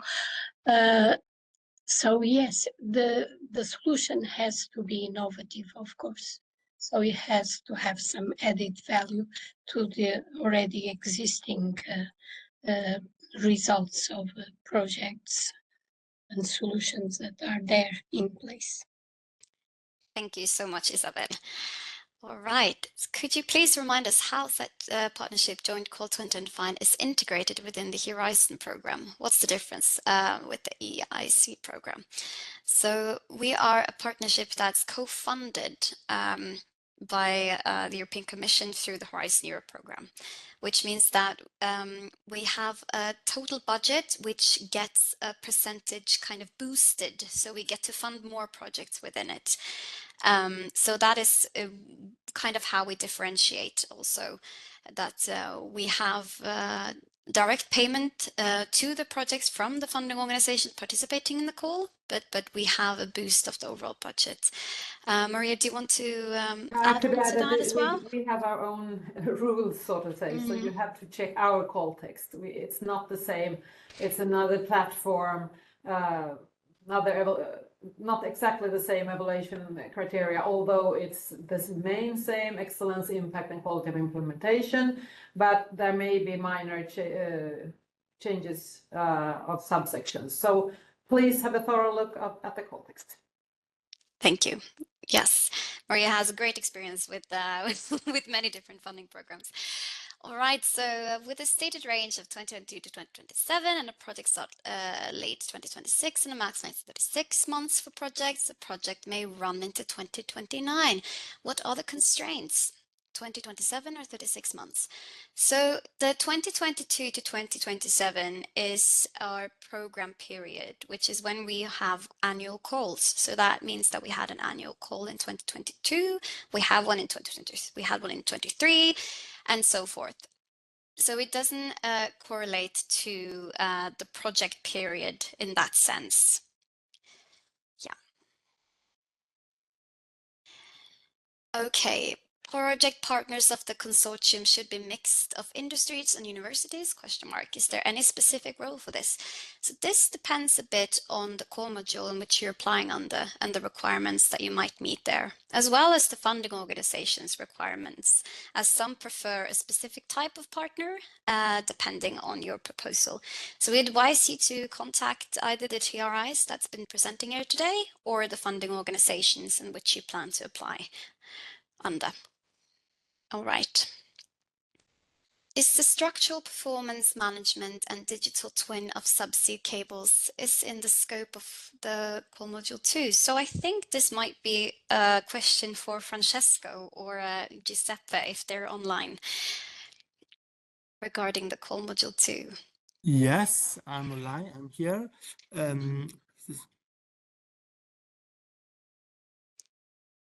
Oh, I think he disappeared, but there we go.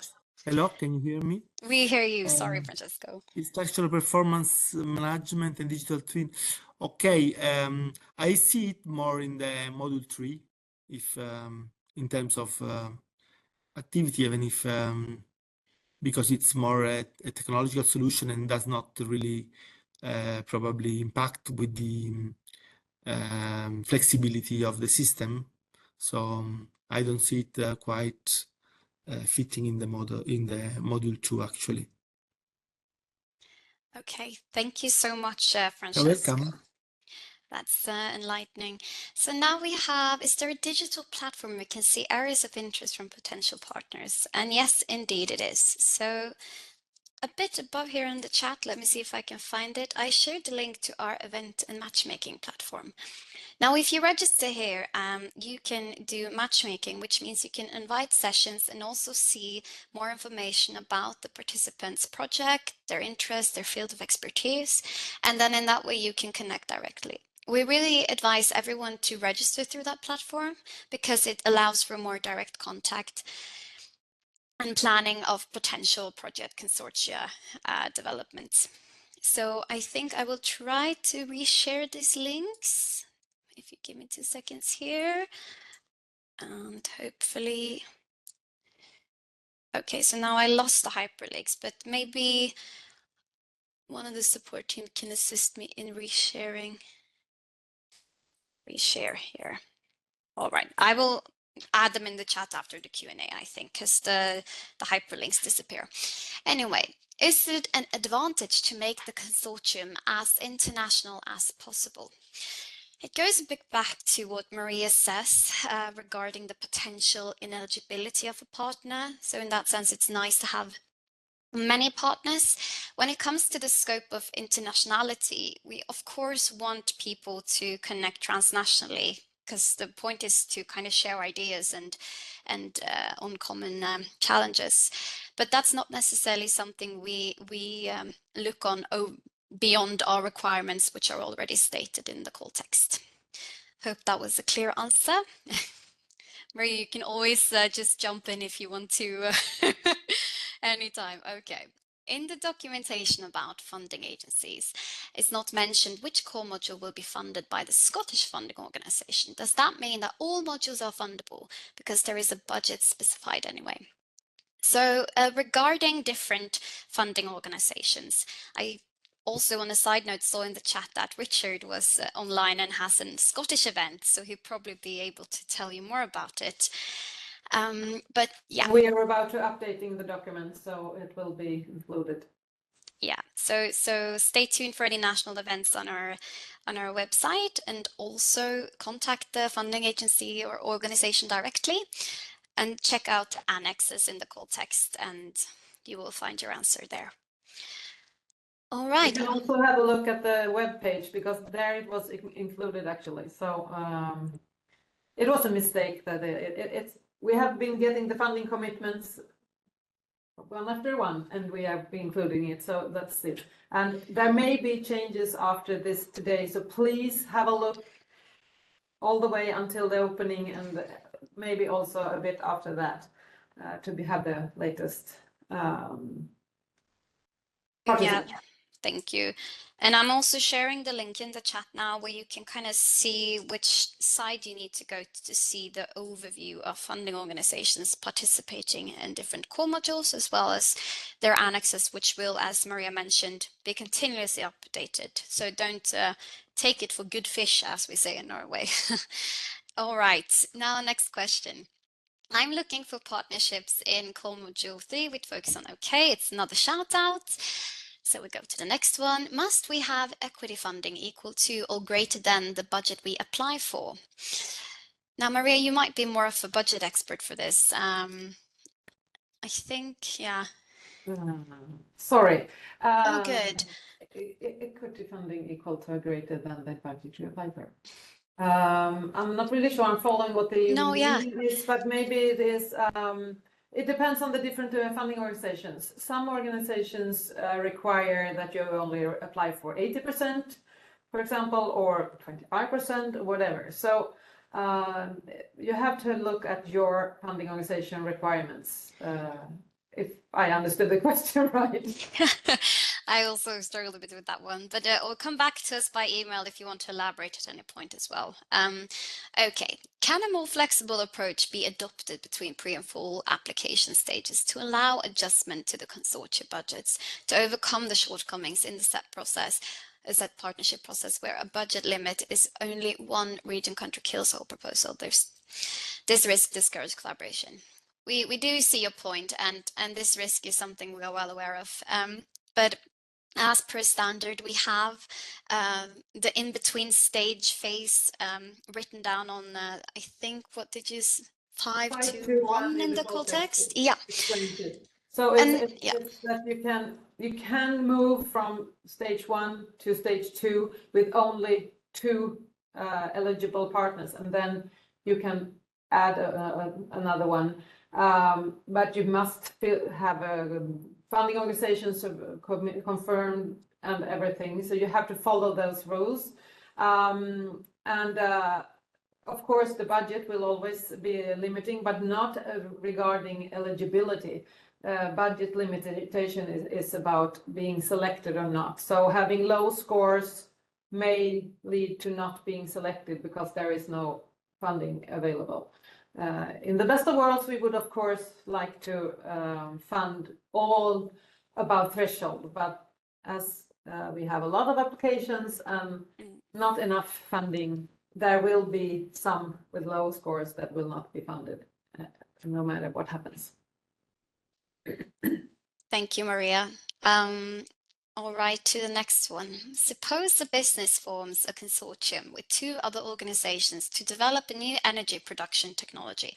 According to CETPartnership funding rules, who owns the intellectual property rights to the new technology? I think this is an excellent question, which I unfortunately haven't thought of before, which is always fun with the Q&As. I think I can answer. There will be a request of having a consortium agreement within the consortium, and then it will be stated in your consortium agreement. So it's up to the involved organizations to decide upon this or write the rules for this. So we as a partnership, we don't have any claims on the IPR or so. So that is within the consortium of the project. Thank you, Maria. All right, and now about the contact point. I think the Swiss contact point, Thomas Beal shared it in the chat at 12:05. So if you scroll a bit upwards, you will be able to find it. Already answered. Yeah, thank you, Thomas. All right, and we move on. So, okay, so it's the top one here, Alfin, is that correct? Yeah. Okay. Yes. Thank you. Let's say I have 5 partners. One of our partner has 4 workers. One of our country's partner has 10 workers. Another partner has 6 workers. Another country's partner has 5 partners. In order to balance them to reach 25% workload, can we merge one country under another country's team? This was a complicated question. It's a math question so we don't speak about workers, we speak about person month. So it could be as many workers as you like in any of those, but the total person month that is put into the project is what is deciding. And it is, regarding this, it's the funding organization. An ineligible funding organization cannot have, if that has more than, no, not funding organization, sorry. An ineligible beneficiary partners from one or several funding organizations, if they together get more than 25% of the workload, the project will be ineligible. So then you cannot do any back and forth. But if it's less than 25%, then you could in the full stage maybe change between the involved countries or involved partners, depending on the funding organizations. You have to confirm this with the funding organizations because it affects the budget. And as we have a selection due to budget, we may have countries that are oversubscribed, making it complicated. So you must contact your funding organizations if reorganizing after the full proposal is the case. I hope we understood this question right. I think it helped with yeah, personal ones. And regarding if it's 60% from one country and 70% from one, maybe or the other way around, then the platform will stop you if you have too many person months from one partner or from one country. So you will see before submission that this is not the right setup. Yeah. So please do that well in time, long before submission. Just go to the platform and have a look, because you get clearer notifications if something is lacking or wrong. All right, and now I think we should do the final two questions, as I see the clock is running a bit away from us. So now we have, I think the last after this is more a statement. 512 eligible check-up proposals, the fund will. I don't think that's a question. This was a bit to the other part. Yeah. So if there are ineligible partners that have more than 25% of the total budget, the project will be ineligible. In short. And then again, it's I think we commented on the Swiss contact point. A TRI is the expert groups that presented today, and they're the ones who draft the topics which you apply on the.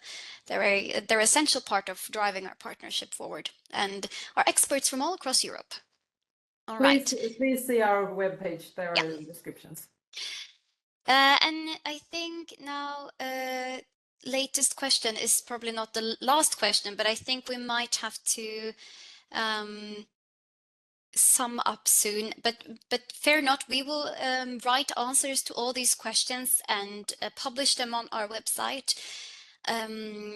after this event. So if you don't get an answer here today, rest assured we will answer you shortly. But maybe Alfin, you can take the top question of, then we take one last top question. Oh, and that was the Swiss contact point, and okay, most popular ones I think is already answered. Yeah, I think we have only these questions left now. If you find all the information in the call text, but deadline is 9th of October. Yeah. Okay, maybe then we take the last one from Philippos under here, and then we'll call it for the Q&A. Reading the whole call for CETPartnership Joint Call 2025 National Regional Information Netherlands as joint call invites to check national special criteria for the call. And although in the general call NGOs, non-profits are eligible, it seems as if NGOs are not eligible for HEP. How can we clarify? This is a local question. You have to go to your funding organization and ask this question. This is nothing we can answer here. Yeah. All right. And I think we will conclude this Q&A, but we will also have another Q&A in September. So feel free to come back then. And then that session will deliberately be held for more Q&As than just 20 minutes. So I think we can jump back to the slides now, Alfin, if that's okay. So just I sent some links in the chat here, but here you have an overview of contact points for questions. Call management, that's me, Maria, and Aiko. We have the call procedure questions, anything you want to know about application process, eligibility criteria, reach out. And then you have the TRI offices, as I mentioned. If you have thematic questions, reach out to them. They will be assisting you on that. And then you have national funding organizations. And as we showed, you can find it on our website and in the annexes and the different contact points. Finding project partners, please check out our matchmaking tool, which is the event and matchmaking platform. And you can also email the communication office regarding questions on events and so forth, and press and media. All right, and I think the next slide. Yeah, it was just a shout out to join our platform. I see many in the chat has asked about partners and giving shout outs about what they do, which is great. We really want to be a platform where people can connect. So register here and check out more from the CETPartnership there. Next slide. Also, our communication team has updated many cool events that are coming up on different themes and sectors. Also, with somehow matchmaking sessions, so check them out as well and register through the platform. Okay. Next slide, please. And yeah, again, a bit about our social medias. These links has also been shared throughout the chat. We will always share this presentation and also the recording on YouTube. So you can always come back to this information. We know it's a lot to take in, and so they will be published at a later stage. And then I think that's one more slide, I think, or two. Yeah, and then it's just our events project matchmaking newsletter, which you can register here. And then the next slide. This is some of the faces here. We're not just virtual organizations. We do meet once a year. And with that, I would like to say thank you so much for joining us today and listening in. If you have any questions, continue to ask them. We look forward to the opening of the submission on the 11th of June. And thank you so much for attending today's session. All right, goodbye, everyone.